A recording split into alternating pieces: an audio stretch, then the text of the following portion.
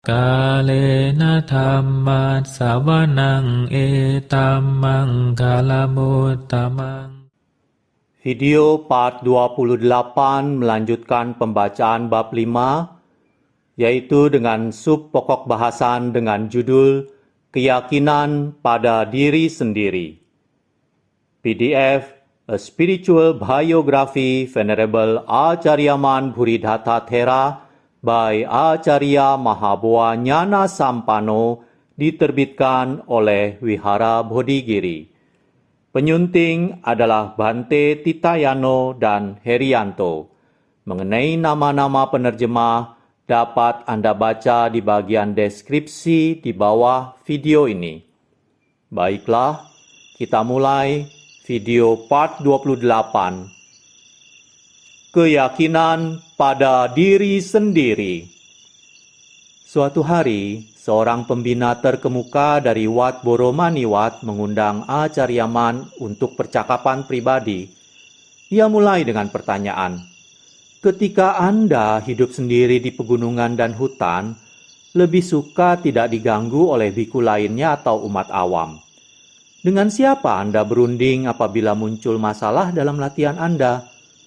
Walaupun saya tinggal di ibu kota, penuh dengan kaum cendekiawan yang dapat membantu saya menghilangkan keraguan, tetap ada saat-saat saya merasa benar-benar keheranan, di mana tak seorang pun dapat membantu saya memecahkan masalah saya. Saya tahu Anda biasanya hidup sendiri.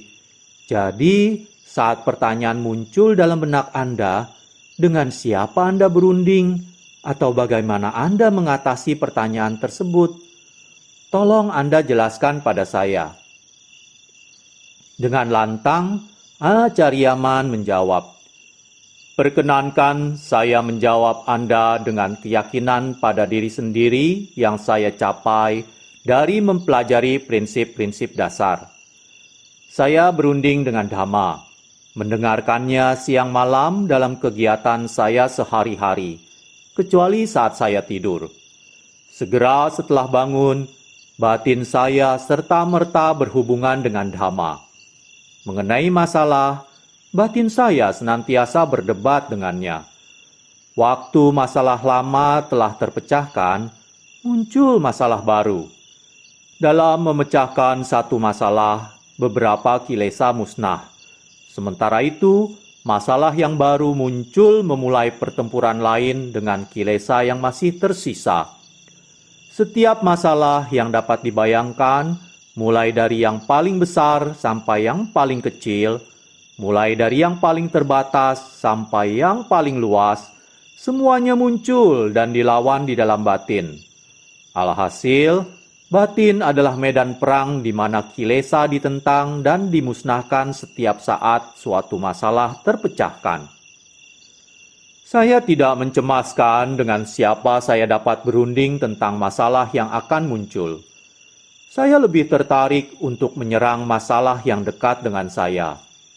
Karena masalah inilah yang menggelarkan panggung buat kilesa yang senantiasa mengintai siap menerkam dari belakang. Dengan menggempur mereka di setiap tikungan, perlahan-lahan saya menyingkirkan semua kilesa dari dalam batin saya.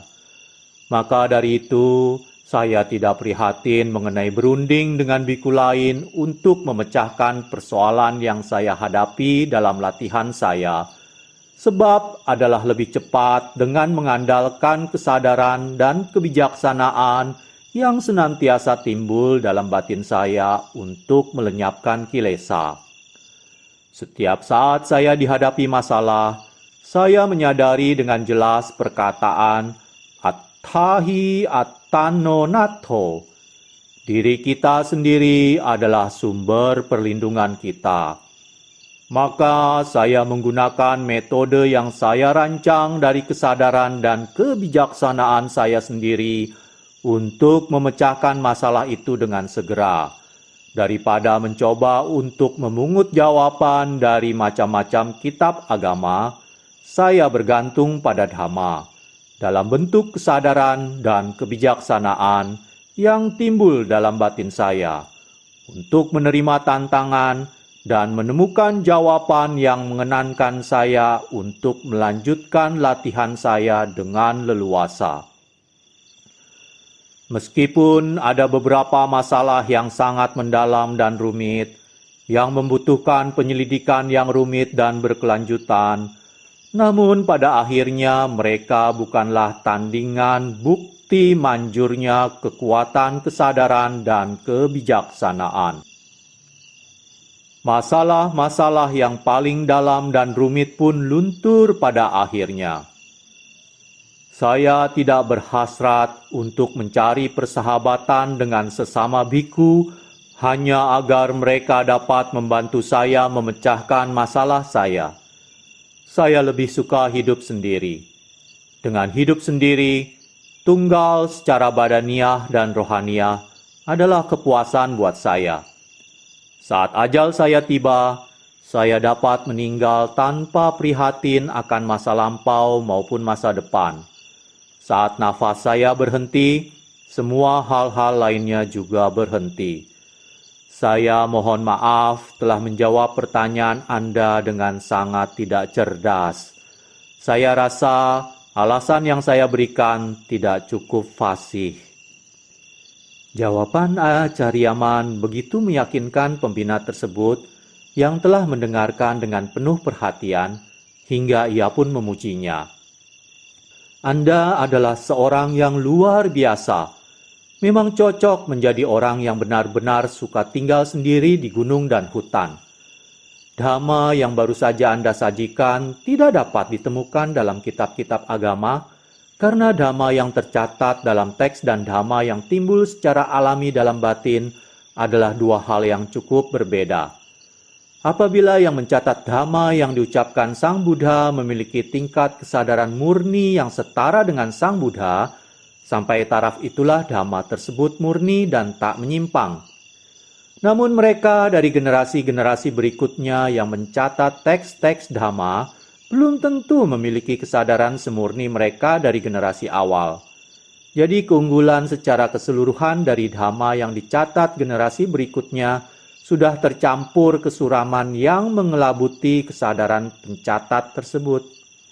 Oleh karena itu, dapat dimengerti apabila dhamma yang timbul dalam batin berbeda dari dhamma yang tercatat dalam kitab, meskipun keduanya jatuh dalam lingkup yang kita sebut dhamma. Jawaban yang Anda berikan telah melenyapkan keraguan saya yang berhubungan dengan pertanyaan yang saya dengan bodohnya tanyakan pada Anda. Tetap, kebodohan seperti ini ada gunanya, sebab bila saya tidak mengajukan pertanyaan bodoh ini, saya tidak akan mendengarkan jawaban cerdas Anda. Saya tidak hanya telah menjual kebodohan saya hari ini, tetapi juga telah membeli banyak kebijaksanaan.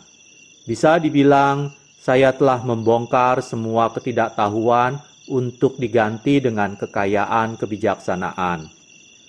Tetapi, saya masih ada satu pertanyaan. Setelah murid-murid Sang Buddha meninggalkannya untuk berlatih sendiri, mereka tetap kembali kepada Sang Buddha bila ada pertanyaan yang muncul saat mereka berlatih. Setelah Sang Buddha menghapuskan keraguan mereka, barulah mereka kembali ke tempat latihan mereka masing-masing.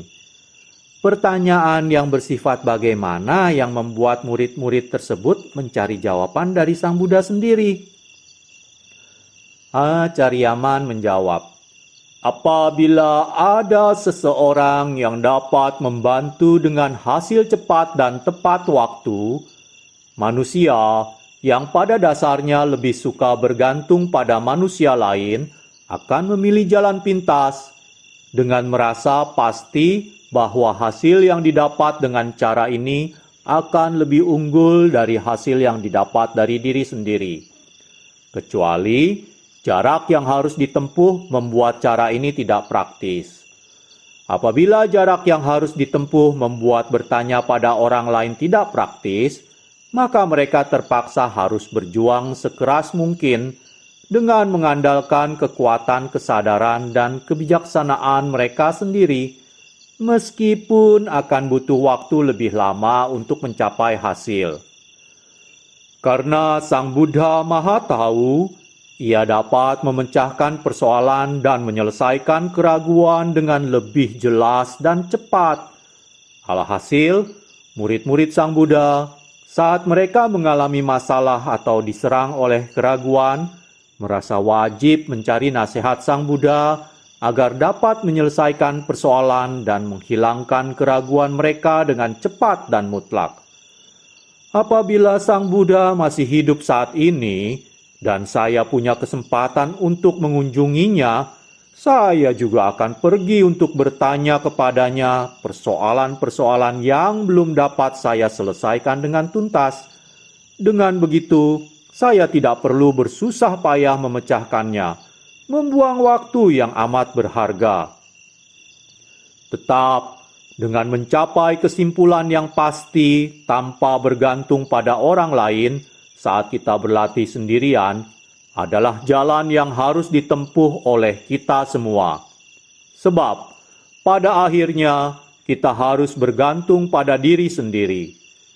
Namun, memiliki seorang guru yang dapat membentangkan jalan yang benar, lalu menganjurkan metode yang benar, membantu kita untuk mencapai hasil dengan lebih cepat dan mudah. Perbedaan kepraktisan ini dari tebak-menebak yang harus saya coba saat berlatih sendirian adalah sangat tajam. Saya dapat melihat kerugian-kerugian yang ditimbulkan dari ketidakpastian ini. Namun, terkadang ini adalah situasi yang tak dapat dihindari saat saya berlatih sendirian. Saya harus membuka jalan dengan ragu-ragu, jatuh bangun, dan banyak berbuat kesalahan sepanjang jalan. Faktor yang sangat penting adalah kebulatan tekad saya yang tetap utuh dan pantang menyerah.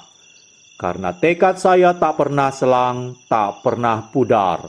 Saya dapat meluruskan jalan yang saya tempuh hingga dengan perlahan-lahan saya mencapai ketentraman. Ketentraman ini memungkinkan saya untuk mencapai keseimbangan dalam latihan saya.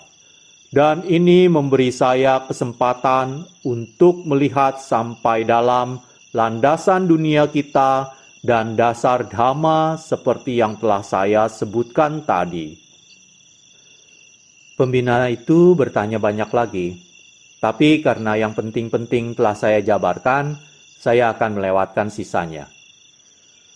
Saat tinggal di Bangkok, Acharyaman secara rutin diundang makan ke rumah-rumah pribadi.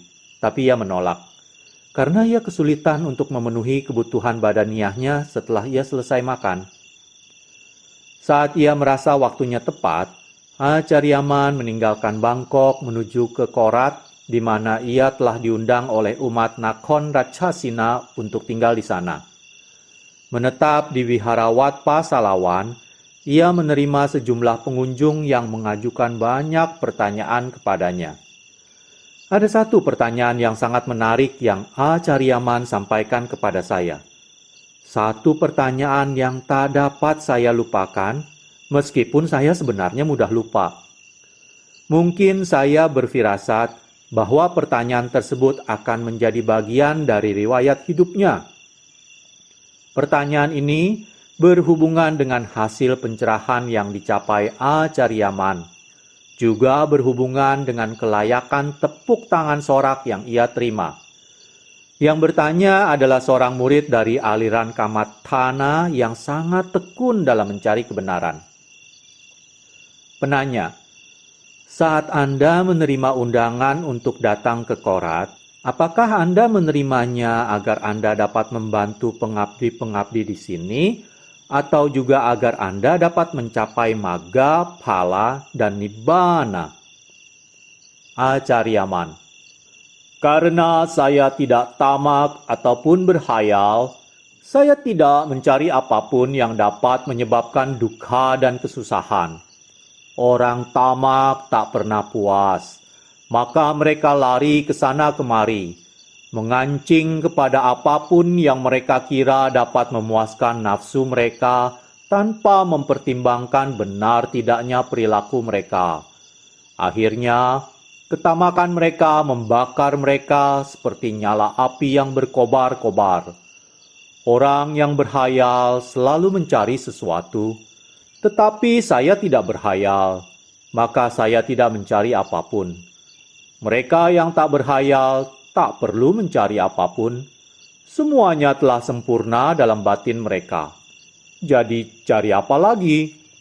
Buat apa mereka menjadi gembira dan bergulat dengan bayangan, kalau mereka tahu bayangan itu bukanlah kebenaran sesungguhnya?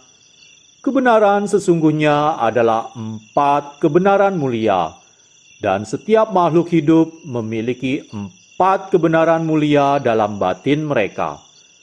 Dengan memahami kebenaran ini sepenuhnya, saya tidak lagi berhayal. Jadi apalagi yang Anda ingin saya cari? Saya masih hidup dan orang-orang mencari bantuan saya. Jadi saya membantu mereka. Begitu sederhana saja. Adalah jauh lebih mudah menemukan intan berlian daripada menemukan orang yang memiliki dhamma dalam batinnya. Satu orang berbudi luhur adalah jauh lebih berharga daripada semua harta kekayaan dunia, karena semua harta kekayaan dunia tak dapat memberi kedamaian dan kebahagiaan tulus yang dapat diberikan oleh seorang berbudi luhur. Hanya satu orang berbudi luhur dapat memberikan kedamaian dan kebahagiaan yang tahan lama di dunia ini. Sang Buddha dan para arahat merupakan contoh istimewa dalam hal ini. Setiap orang berbudi luhur adalah lebih berharga daripada sejumlah harta apapun. Dan setiap orang berbudi luhur menyadari bahwa perbuatan baik bernilai lebih tinggi daripada uang. Selama mereka tetap berbudi luhur, dan orang-orang di sekitar mereka senang, mereka tak peduli bila mereka miskin. Namun orang-orang bodoh yang mudah terkelabui karena lebih menyukai uang daripada budi luhur dan orang berbudi luhur, akan berbuat apapun untuk mendapatkan uang. Mereka tak mau tahu akibat perbuatan mereka. Tak peduli sejahat atau sebejat apapun. Bahkan setan pun jijik dan takut jika orang-orang jahat, bejat, dan tamak ini akan mengakibatkan kekacauan di neraka, hingga ia pun enggan menerima mereka sebagai penghuni neraka. Namun, orang-orang bodoh seperti ini hanya peduli akan satu hal, yaitu mendapatkan uang sekotor apapun caranya. Biar kejahatan yang menyelesaikan rekeningnya. Peduli setan. Orang berbudi luhur lawan orang jahat, kekayaan materi lawan kekayaan dhamma. Inilah perbedaannya. Orang bijaksana harus mulai memikirkan hal ini sekarang juga, sebelum telat untuk memilih jalan yang benar. Pada akhirnya, perbedaan hasil yang kita capai tergantung pada kama kita masing-masing. Kita tak punya pilihan selain menerima akibat kama kita masing-masing. Mengeluh tak ada gunanya. Karena itulah, setiap makhluk hidup memiliki situasi berbeda-beda. Mulai dari lahir di kehidupan yang seperti apa, sampai bentuk badan, watak, dan kesenangan, kesusahan yang mereka alami masing-masing. Semua hal ini membentuk keutuhan badan masing-masing yang menentukan takdir yang harus ditanggung setiap makhluk hidup. Setiap makhluk hidup harus menanggung beban mereka sendiri. Kita harus menerima nasib baik dan nasib buruk, pengalaman yang menyenangkan dan menyusahkan, karena tak seorang pun dapat mempungkiri akibat kama. Hukum sebab akibat bukanlah hukum pengadilan. Ini adalah hukum kehidupan. Hukum yang setiap orang ciptakan sendiri-sendiri. Mengapa Anda bertanya hal ini pada saya? Jawaban yang luar biasa kuat ini yang saya dengar dari Acariaman dan dari seorang biku yang menemaninya pada saat itu sangat mengesankan sampai-sampai saya tak dapat melupakannya. Penanya, maafkan saya, tapi saya sudah lama mendengar reputasi unggul Anda dipuji di mana-mana. Para biku dan umat awam semua berpendapat sama. Acariaman bukan seorang biku biasa. Sudah lama saya ingin mendengar dhamma Anda. Jadi saya menanyakan hal itu dengan maksud ingin melihat dengan mata kepala saya sendiri kebenaran reputasi unggul Anda. Sayangnya, cara saya menyampaikan pertanyaan tersebut kurang bijaksana, sehingga Anda mungkin merasa agak terganggu. Sudah bertahun-tahun saya amat tertarik dalam latihan, dan sepanjang waktu itu, batin saya dengan yakin menjadi semakin damai. Saya merasa hidup saya tidak sia-sia, karena saya telah cukup beruntung dapat bertemu dengan Buddha Sasana dan sekarang memberikan penghormatan kepada seorang guru termasyhur yang ditakjimkan karena keunggulan latihannya dan kehebatan budi luhurnya. Jawaban tepat, jelas, yang Anda berikan barusan melebihi harapan saya. Hari ini keraguan saya telah dihilangkan. Setidaknya, sejauh mana seorang yang masih dibebani kilesa dapat menghilangkan keraguannya. Sekarang, tergantung saya sendiri untuk melanjutkan latihan saya dengan sebaik mungkin. Acariaman, cara Anda menyampaikan pertanyaan Anda membuat saya menjawab dengan tegas, karena memang sebenarnya saya tidak tamak dan berhayal. Apalagi yang Anda ingin agar saya cari?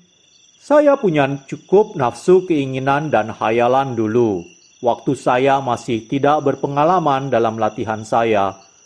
Waktu itu, tak ada yang tahu bagaimana saya hampir mati bekerja keras di atas gunung dan di dalam hutan. Sebelum saya merasa aman dalam latihan saya. Hanya pada waktu akhir-akhir ini, orang mulai mencari saya, yang menyebabkan kemasyhuran saya menjadi tersebar luas. Tetapi saya tidak mendengar seorang pun memuji saya waktu saya pingsan, tak sadar, 3 kali sampai saya hampir tak tahan untuk hidup terus, untuk menceritakannya. Kemasyhuran ini datang lama setelah kejadiannya. Sekarang, setiap orang menyanjung prestasi saya. Namun apa gunanya?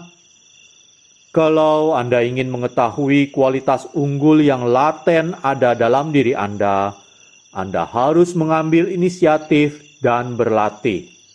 Tak ada gunanya menunggu sampai Anda mati, baru mengundang para biku untuk menyanyikan bait-bait yang bermanfaat. Itu bukan yang kita sebut menggaruk tempat yang gatal. Jangan bilang saya tidak memperingati Anda. Bila Anda ingin menghilangkan rasa gatal tersebut, Anda harus cepat-cepat menggaruk tempat yang tepat, yaitu Anda harus berusaha lebih keras untuk melepaskan diri Anda dari kemelekatan di dunia ini. Harta kekayaan sebenarnya bukan milik kita. Kita menuntutnya hanya dalam nama. Dengan berbuat begitu, kita mengabaikan harga kita yang sebenarnya. Harta kekayaan yang kita kumpulkan di dunia ini dapat digunakan untuk memberi kita sejumlah kesenangan. Namun bila kita bodoh, harta ini akan menjadi kobaran api yang melumatkan kita. Mereka yang patut dihormati yang melampaui duka di masa lampau berhasil berbuat demikian dengan menumpuk budi luhur dalam diri mereka sampai mereka menjadi tempat berlindung untuk kita semua. Mungkin Anda berpikir Mereka tak punya barang berharga zaman itu. Apa Anda benar-benar berpikir bahwa kekayaan dan kecantikan adalah sesuatu yang unik buat zaman sekarang? Karena itukah Anda terlalu memanjakan diri Anda? Apakah tanah air kita kekurangan kuburan untuk mengubur orang mati hingga Anda merasa Anda tidak akan mati? Karena itukah Anda dengan gegabah terlalu yakin? Anda terus-menerus khawatir tentang apa yang akan Anda makan dan bagaimana Anda akan tidur dan bagaimana menghibur Anda sendiri. Seakan-akan dunia ini akan lenyap satu saat dan semua ini akan lenyap bersamanya. Maka Anda bergegas-gegas meraup banyak barang tak berguna hingga Anda tak sanggup menyeretnya kemana-mana. Bahkan hewan pun tak menuruti keinginan mereka sampai sejauh itu.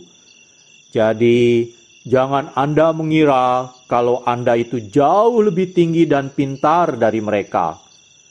Ketidaktahuan dan perilaku membabi buta seperti ini hanya akan memperburuk permasalahan.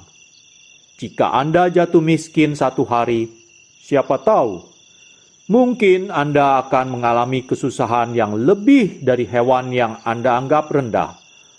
Anda harus mulai meletakkan landasan dasar untuk mengerti hal ini dengan semestinya, di mana Anda masih bisa berbuat demikian. Saya mohon maaf telah berbicara dengan kasar, tapi untuk meyakinkan orang untuk meninggalkan kejahatan dan berbuat kebajikan, kadang perlu menggunakan bahasa kasar.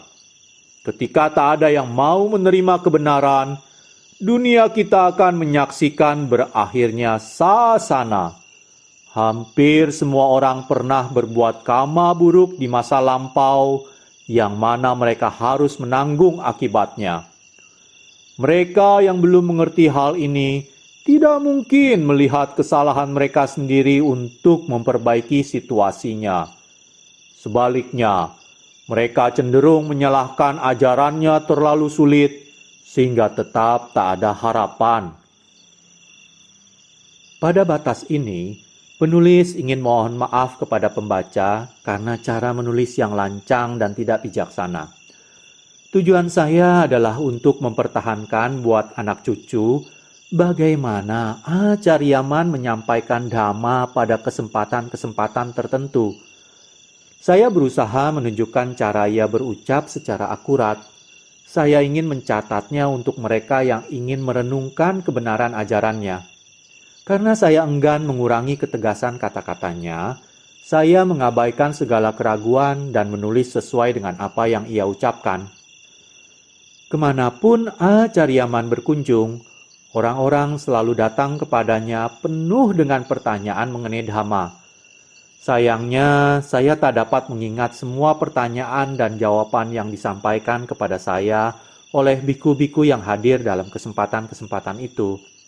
Saya mencatat dan mengingat hanya jawaban-jawaban yang sangat mengesankan buat saya. Saya telah lupa jawaban-jawaban yang kurang mengesankan, hingga sekarang jawaban tersebut telah hilang. Setelah beristirahat cukup, Acariaman meninggalkan Nakhon Ratchasima untuk melanjutkan perjalanannya ke Udon Thani. Ketika keretanya berhenti di stasiun Konkan, orang-orang di sana mendesaknya untuk beristirahat dan menginap di Konkan untuk sementara. Karena ia tak dapat menerima undangan ini, pengabdi-pengabdi di Konkan kecewa telah kehilangan kesempatan untuk bertemu dengannya.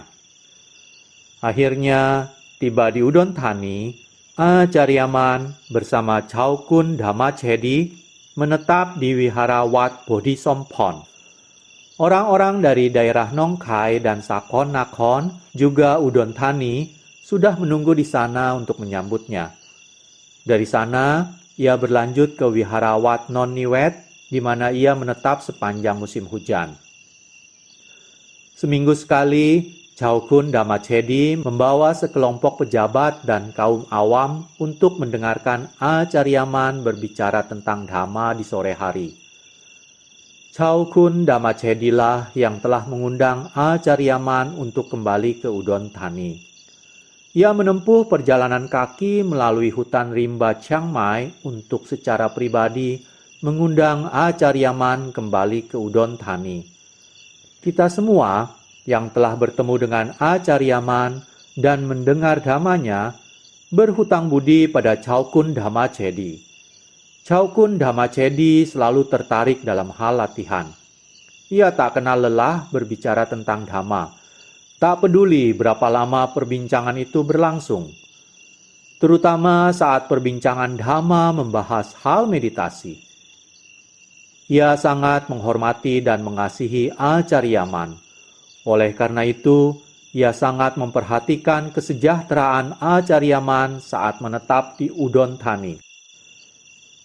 Sepanjang musim kemarau, setelah musim hujan tersebut berlalu, Acariaman lebih menyukai untuk berkelana ke daerah pinggiran, mencari pengasingan di mana ia dapat berlatih dhamma dengan cara yang paling sesuai dengan karakternya.